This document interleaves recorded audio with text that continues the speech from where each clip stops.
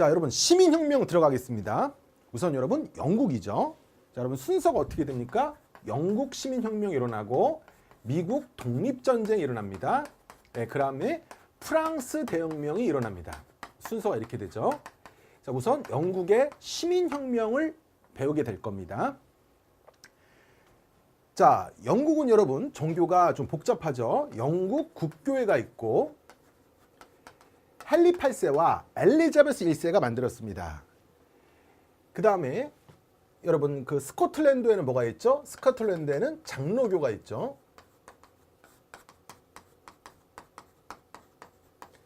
그 다음에 청도교도 있습니다.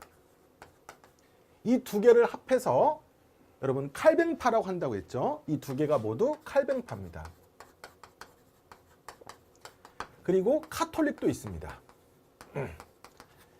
자, 영국 시민혁명은 여러분 두 번 일어나는데 우선 청교도인들이 먼저 일으킵니다. 청교도 혁명. 그 다음에 영국 국교회가 중심이 돼서 혁명을 일으킵니다. 이게 명예혁명입니다.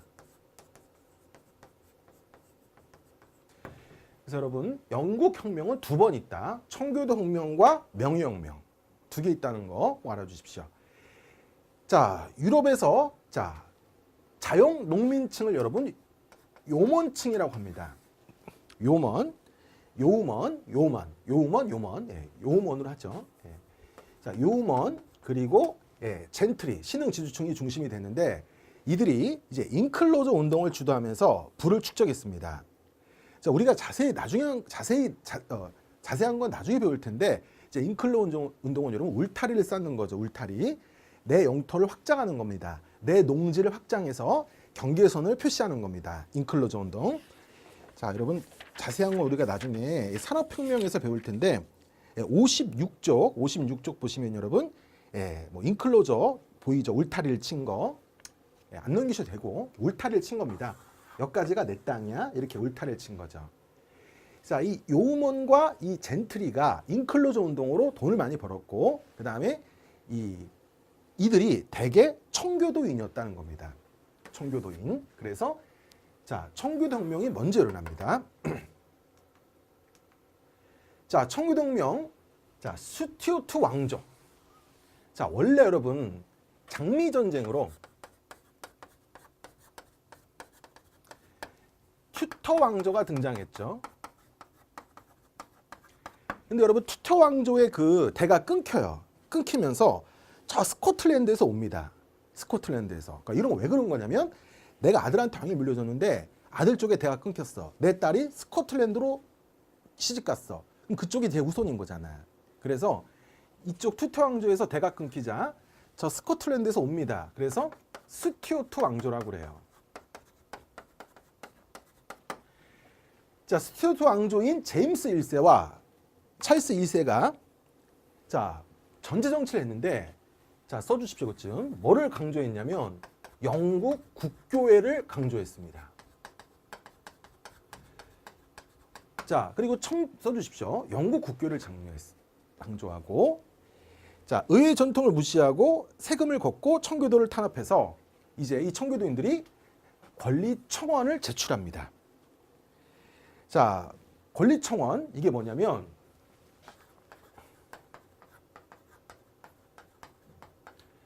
부당하게 세금을 징수하지 마라. 함부로 시민들을 체포하지 마라. 이런 내용들입니다. 그래서 이들한테 돈을 걷어야 되니까 찰스 1세는 어쩔 수 없이 권리청원을 승인합니다. 자, 하지만은 마음이 바뀐 거예요. 찰스 2세가. 그래서 의회를 해산하고 이런 것들을 거부하니까 전쟁이 일어나요. 그래서 왕당파와 의회파가 대립하는데 결국 크롬웰의 철기군이 승리해서 찰스 1세를 죽이고 공화정이 만들어집니다. 그러니까 청교도혁명 결과 왕이 없습니다. 공화정이 만들어집니다.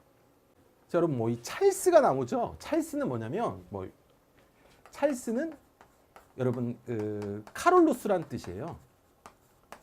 카롤루스는 라틴어고 우리 카를로스 대제 카를로스는 라틴어고 영어로는 찰스.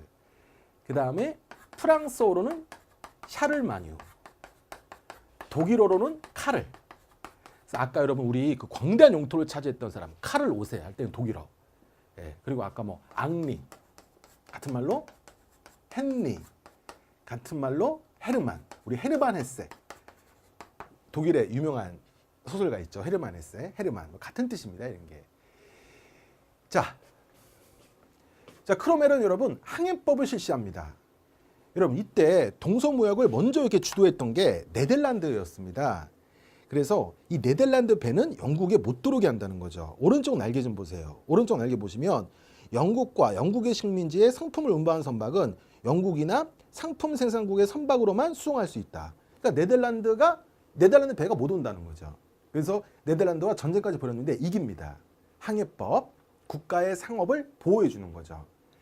그리고 청교도 윤리에 입각한 너무나 살벌한 금욕주의를 했기 때문에 국민들의 불만이 너무 심했어요. 너무나 금욕주의를 심하게 해서. 그래서 크로멜이 죽자 다시 왕정에 복구됩니다. 그 결정적 계기는 너무 심한 금욕 정치를 했기 때문에. 자, 찰스 2세가 찰스 1세죠. 제임스 1세, 찰스 1세, 찰스 2세. 찰스 2세가 이제는 다시 정권에 잡는데 이 찰스 2세는 너무나 황당하게 카톨릭을 우대합니다. 여러분 여기서는 영국 국교회를 강요했잖아. 그래서 청교동맹이 일어난 건데 여기서는 이제는 카톨릭을 우대합니다. 그래서 이 청교동맹은 뭐를 우대했죠?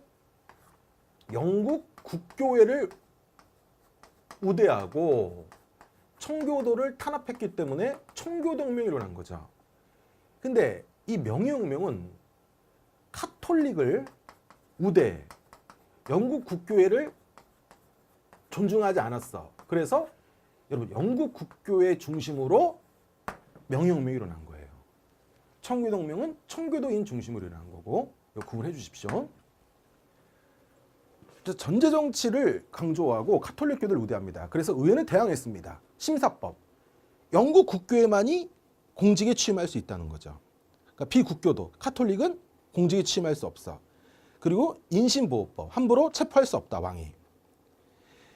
자, 그런데 이 왕들이 이걸 제대로 안 합니다. 그래서 제임스 2세가 폐위되고 그의 딸과 사위가, 딸입니다. 메리 2세. 사위 윌리엄 3세가 피를 흘리지 않고 아빠를 몰아내고 왕이 됩니다.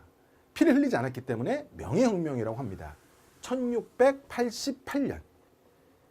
1688년에 그래서 여러분 입헌군주제가 이루어집니다. 입헌군주제. 입헌군주제는 왕은 폰만 잡고 통치하지 않는 거죠. 의회가 통치하는 겁니다.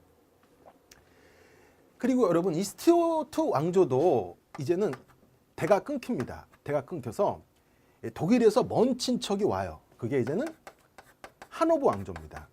다른 말로 윈저 왕조라고 그래요. 원래는 여러분 이 조지 1세 이제 앤 여왕이 마지막이었습니다. 앤 여왕을 마지막으로 대가 끊겨 스튜어트 왕조가. 그래서 하노버에서 먼 친척이 왔어요. 하노버에서 왔기 때문에 하노버 왕조인데 나중에 세계대전 독일과 전쟁을 벌이죠. 영국이. 독일과 전쟁을 벌이면서 국민들이 독일 이름 싫어. 그래서 윈저로 바뀝니다. 그래서 영국은 튜터, 스튜어트, 하노버. 프랑스 같은 경우는 뭐였죠? 카페 왕조. 발루아 왕조가 등장하면서 100년 전쟁이 일어났죠. 앙리 4세부터 부르봉 왕조였죠. 그래서 루이 16세. 이때 시민혁명이 일어나죠. 자, 그래서 여러분 이 조지 1세는 진짜 영어를 하나도 못했어요. 그래서 정말로 진정한 입헌군주가 만들어지죠. 난 진짜 아무것도 안 할래. 니네가 다 알아서 해라. 나는 군림하되 통치하지 않겠다. 그래서 입헌군주제가 가속화됩니다. 그러니까 여러분 청교도 혁명으로 권리청원, 이 명예혁명 때는 여러분 여기 써 있죠. 권리장전이 인정받습니다. 권리장전 내용은 비슷합니다. 그리고 공화정이 아니라 입헌군주제가 이루어집니다. 그래서 영국은 여러분 다시 한번 정리하면 청교도인 중심으로 청교도혁명, 영국 국교회 중심으로 명예혁명, 권리청원, 권리장전, 결과 공화정, 입헌군주제. 자, 원인은 영국 국교회를 우대하고 청교도를 탄압해서 일어났고 여기는 카톨릭을 우대하고 영국 국교회를 무시했기 때문에 일어났습니다. 여기는 청교도 중심으로 일어났고 여기는 영국 국교의 중심으로 일어났고 그래서 그 결과 자 청교동맹으로 공화정이 만들어졌지만 최종적으로 명예혁명으로 입헌 군주제가 만들어졌습니다. 자 다음 페이지 볼까요? 자 권리청원을 제출했습니다. 왕은 따르지 않았어요. 청교동맹 왕을 죽이고 공화정 너무 금욕주의를 심하게 했습니다. 왕정 벗고 그런데 전제정치를 하고 카톨릭을 우대했습니다. 그래서 영국 국교의 중심으로 명예혁명이 일어나죠. 그의 딸과 사위가 가볍게 피를 흘리지 않고 앞발을 몰아내고 권리장전을 인정했습니다. 그래서 입헌 군주제, 세계 최초의 입헌 군주제가 이루어졌습니다. 자, 이제 영국 혁명 다음에 미국 독립혁명입니다. 자, 우리가 저번 시간에 설명했었죠. 헨리 8세, 엘리자베스 1세로 영국 국교회가 만들어져서 청교도를 탄압하자 이 청교도인들이 탄압을 피해서 메이플라워를 타고 아메리카에 가서 이주가 시작됐습니다. 자, 그런데 여러분 이 미국은 영국의 식민지죠. 자, 아까 말했던 7년 전쟁, 7년 전쟁은 유럽, 인도, 아메리카에서 동시에 발생했습니다. 이 7년 전쟁으로 영국이 재정이 위기에 빠지자 세금을 많이 걷어요. 자, 중상주의 정책을 강화합니다. 중상주의 정책은 국가가 단지 뭐 상인을 보호하고 키워준다 그런 것도 있지만 세금을 또 많이 걷는 것도 중상주의입니다. 뭐 인지세, 여러분 뭐 종이에 인지를 붙이는 거, 공문서에 인지를 붙여야 돼요. 그리고 차 먹을 때 세금을 냅니다. 이런 거에 세금을 붙여요. 뭐 설탕법도 있습니다. 통화법도 있고 이 설탕법, 통화법, 인지세, 차세 이런 것들을 부과하자 식민지는 대표 없는 곳에 과세할 수 없다라고 저항을 해요. 그러니까 우리도 그 의회에 국회의원을 보내겠다는 거죠. 그래서 우리의 부당함을 알리겠다. 이게 저항하니까 다른 건 폐지하지만 차세는 그대로 세금을 매겼습니다. 그래서 여러분 미국 사람들은 홍차를 먹지 않는 겁니다. 영국은 홍차를 많이 먹죠. 근데 미국은 이때 이 홍차에 세금을 많이 걷었기 때문에 같은 카페인이 많은 커피를 많이 먹게 된 거죠. 그래서 영국은 홍차를 많이 먹고 미국은 카페인이 비슷하죠. 커피를 많이 먹습니다. 자, 이 차에는 계속 세금을 낸 겁니다. 홍차. 그래서 보스턴 차 사건. 보스턴에 정박해 있던 배를 공격합니다. 차를 싣던 배를 공격한 거죠. 차세를 반대하는 의미로. 영국 정부가 탄압하겠죠. 그래서 식민지 대표들이 대륙회의를 개최하고 싸웁니다.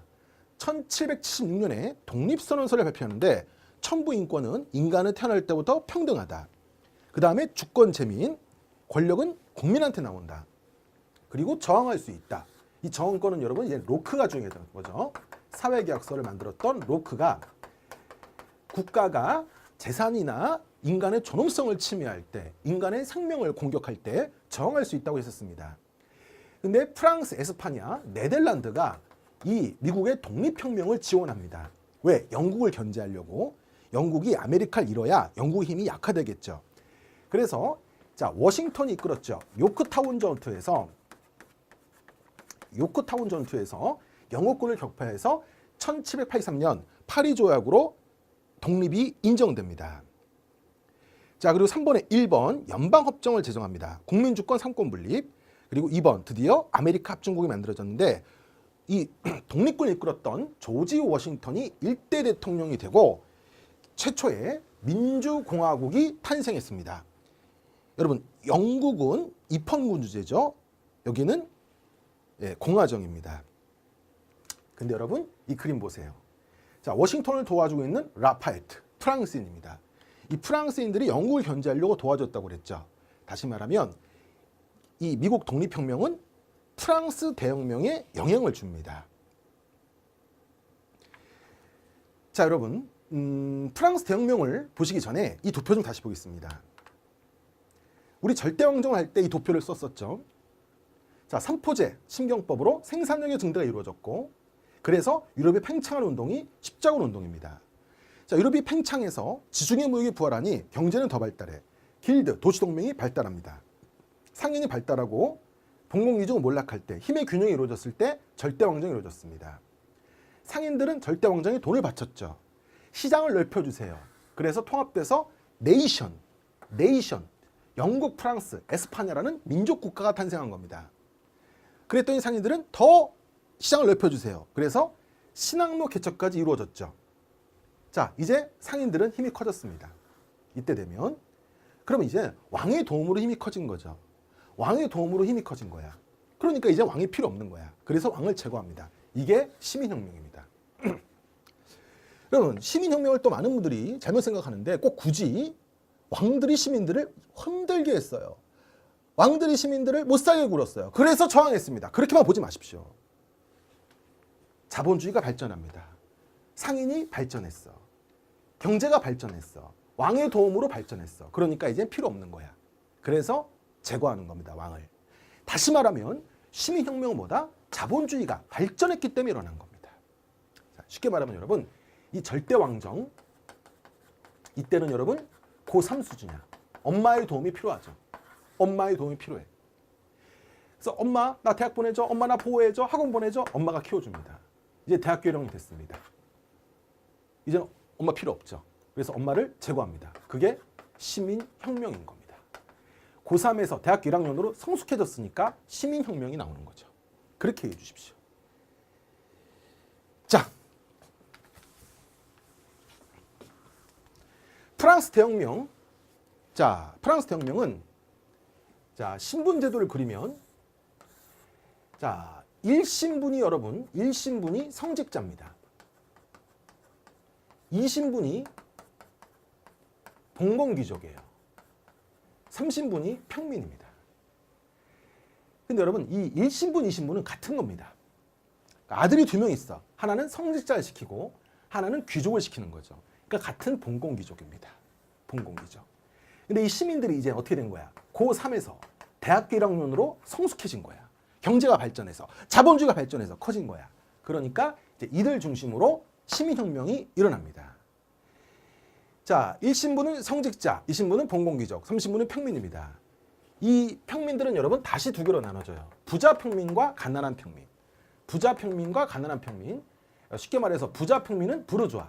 프랑스어로 부자 상인들을 부르주아라고 합니다. 이들은 지금도 여러분 우리나라 잘 사는 계층들 강남에 살죠. 이 프랑스에서는 성 안에 살았습니다. 그래서 프랑스어로 성 안에 산다. 부르주아.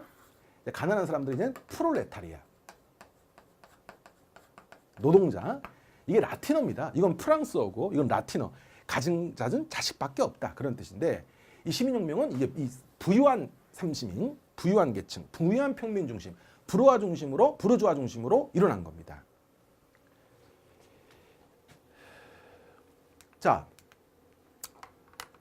프랑스 왕이 삼부회를 수집하는데 왜 재정 위기에 빠졌습니까? 프랑스가 미국 독립혁명을 지원했잖아요. 미국 독립전쟁을 지원했기 때문에 재정난에 빠진 겁니다. 자, 여러분, 7년 전쟁으로 재정난에 빠지자 미국에 세금을 많이 걷었어. 그래서 미국 독립혁명이 일어난 거죠. 미국 독립혁명으로 프랑스 재정이 위기에 빠져. 그래서 프랑스 대혁명이 일어나는 겁니다.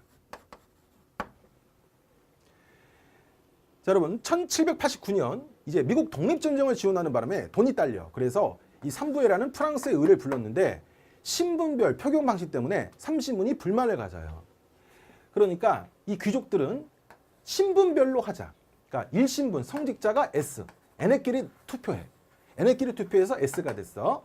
2신분끼리 투표해. S가 됐어. 3신분끼리 투표해. 노가 됐어. 그럼 이 정책은 S가 되는 거야. 근데 사람 수는 이쪽이 많잖아. 그러니까 이 평민들, 부르주아들은 머릿수대로 투표를 하자 이거죠. 신분별로 투표하면은 하나 많아져. 얘네들은 같은 애들이니까. S, 여기가 NO, 그럼 S가 되잖아. 그러니까 이 평민들은 신분별이 아니라 머릿수대로 투표하자. 그런데 들어주지 않아. 그래서 이 부르주아들, 상층 평민들이죠. 이 부르주아들, 상층 평민들이 국민의회를 결성하고 테니스 코트에서 헌법 제정을 요구합니다. 그래서 1789년 7월 14일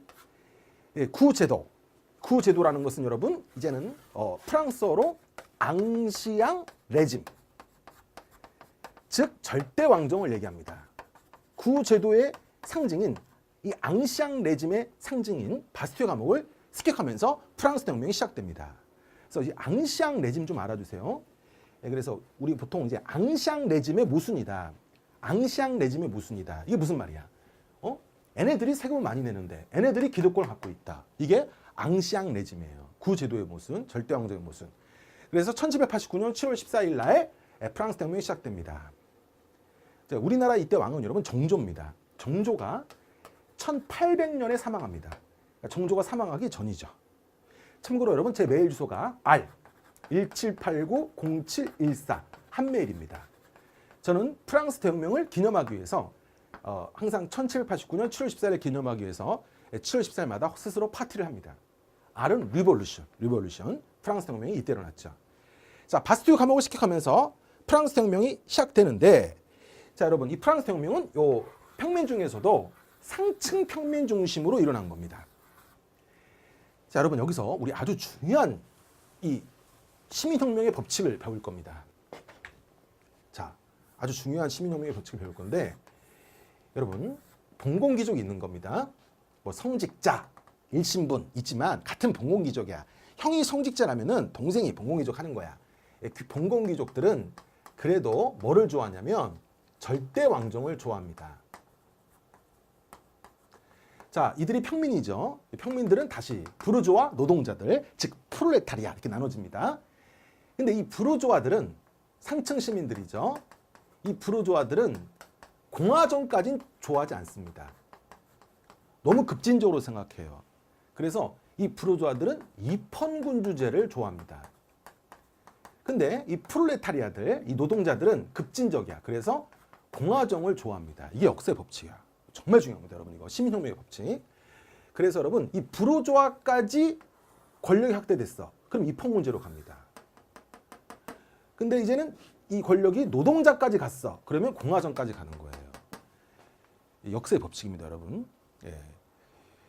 자, 보겠습니다. 자, 국민의회는 봉건적 폐지를 선언하고 인권 선언을 주장했고 입헌군제를 주장했습니다.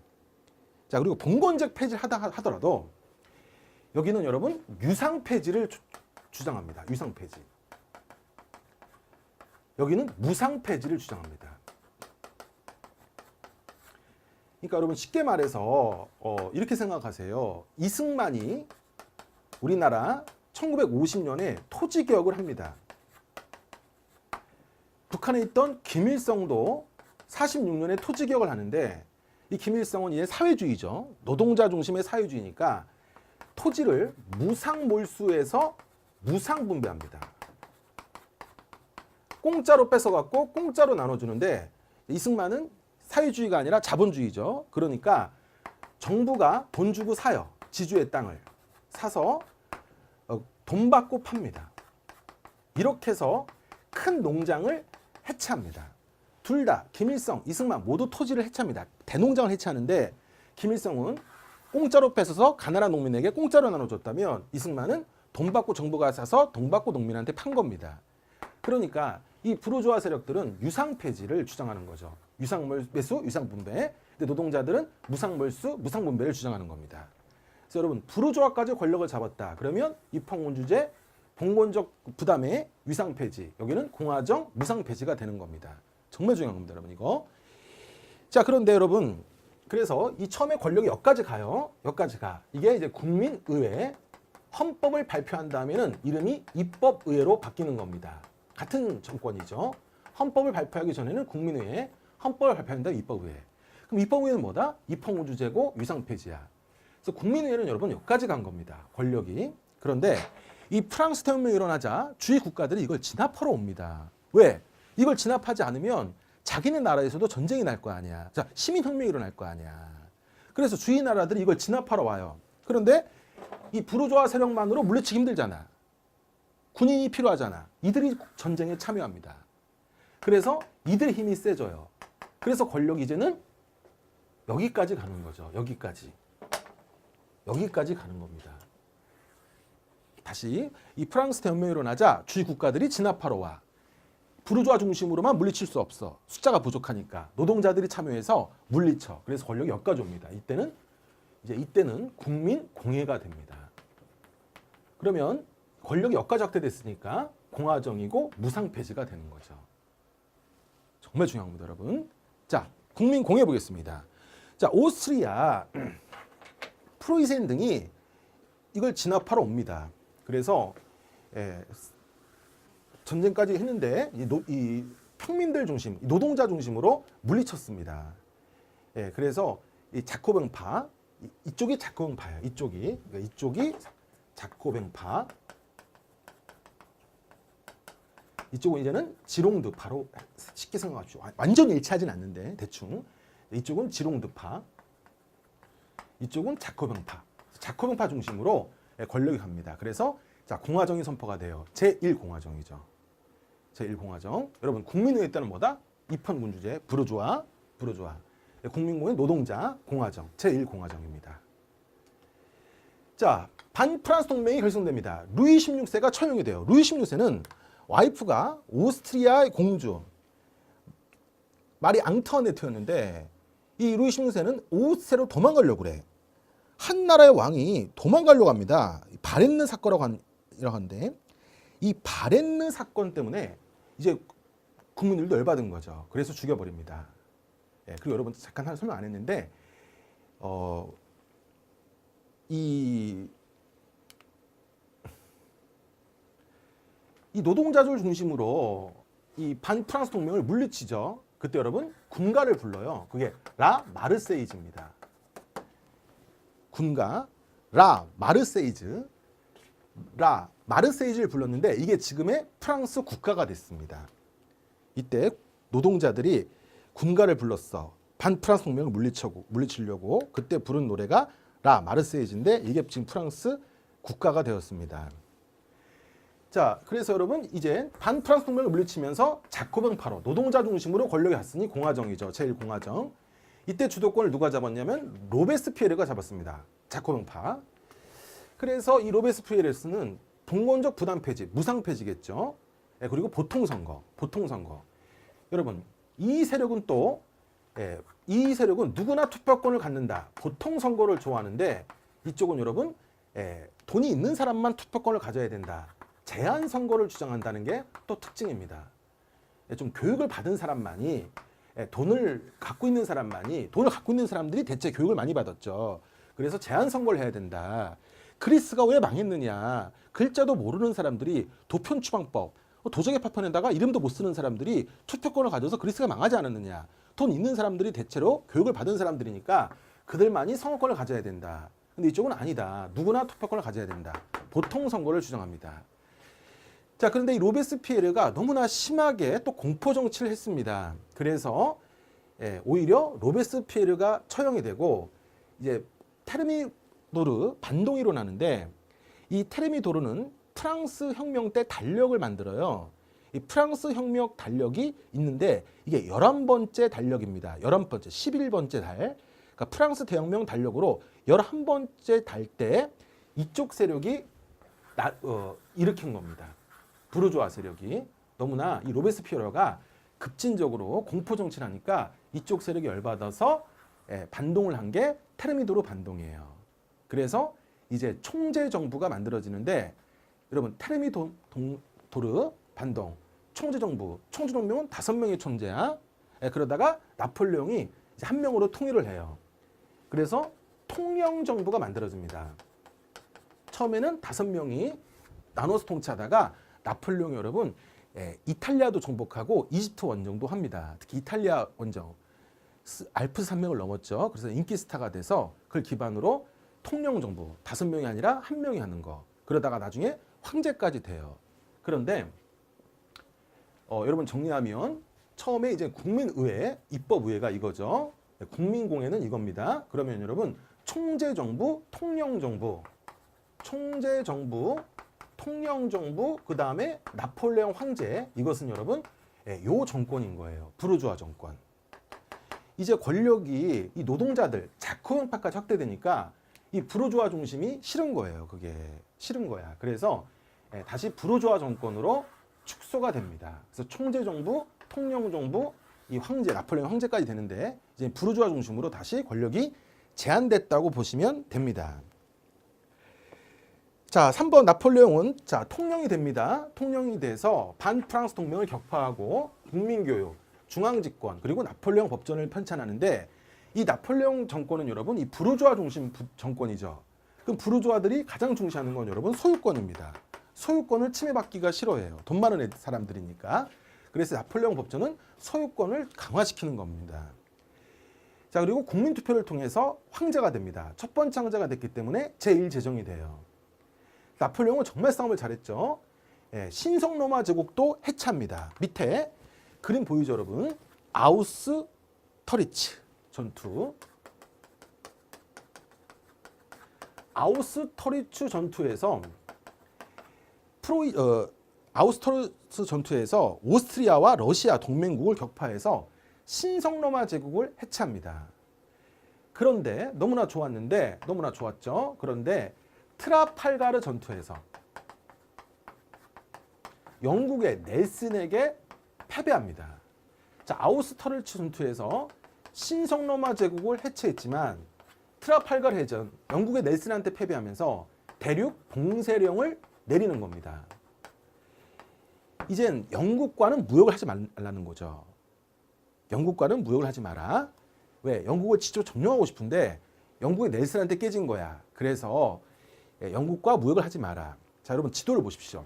이 지도를 보시면은 이 프랑스가 뭐 네덜란드도 정복했네요. 그리고 신성로마 제국을 해체하고 라인 연방을 만들어서 프랑스가 간접적으로 통치했습니다. 프로이센, 오스트리아 모두 격파했습니다. 에스파냐까지. 그런데 여러분 영국은 정복하지 못했습니다. 왜냐하면 여러분 영국은 아직 안 배웠는데 1760년대 산업혁명이 이미 시작됐습니다. 명예혁명 이후죠. 명예혁명이 끝나고 영국은 여러분 1760년대에 산업혁명이 시작됐으니까 이 대륙 봉쇄령은 대륙이 더 힘든 거예요. 여기가 더 발전한 나라니까. 그래서 러시아가 이 대륙 봉쇄령을 어기고 영국과 무역을 하는 겁니다. 그래서 프랑스 나폴레옹은 러시아 원정을 시도합니다. 60만 명을 거느리고 쳐들어갔지만 실패해요. 패배합니다. 그래서 여러분, 자, 엘바 섬에 유배돼요. 근데 엘바 섬은 프랑스와 가까워요. 그래서 다시 프랑스 파리로 와서 100일 동안 권력을 잡습니다. 100일 천하. 예, 그런데 워터루 전투에서 패배합니다. 그래서 이제는 먼 곳 대서양에 있는 세인트 헬레나 섬에 유배돼서 사망하게 됩니다.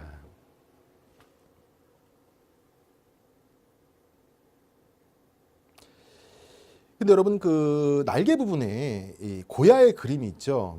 고야의 그림. 예, 프랑스 나폴레옹은 원래 이 러시아에 100만 명을 이끌려고 했어요. 100만 명을 갖고 가려고 했는데 에스파냐인들이 너무나 저항을 심하게 해서 40만을 놓고 갑니다. 여기다가. 그래서 60만밖에 못 끌고 왔던 거야. 너무나 저항이 심해서 그 에스파냐인들을 막 죽였는데 이게 고야의 그림에 나와 있습니다. 이 러시아 원정은 왜 실패하냐면 이 모스크바는 아예 러시아는 모스크바를 포기하죠. 포기하고 튑니다. 그러니까 아무것도 없이 성을 다 비운 상태로. 나폴레옹 60만 명, 모스크바 점령했는데 아무것도 없어. 쫄딱 굶은 상태에서 돌아오게 돼서 패배하게 되죠.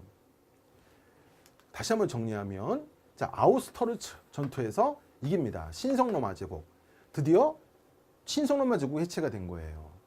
근데 트라팔가르 전투에서 영국의 넬슨한테 망해서 대륙 봉쇄령을 내었는데 러시아가 위반을 했다. 왜? 이미 영국은 1760년대부터 산업혁명이 시작됐기 때문에. 예, 그래서 러시아 원정이 실패했기 때문에 엘바섬에 유배됐지만 다시 프랑스로 와서 100일 동안 권력을 잡지만 워터루 전투에서 패배해서 결국 세인트 헬레나 섬에 유배되면서 사망하게 됩니다.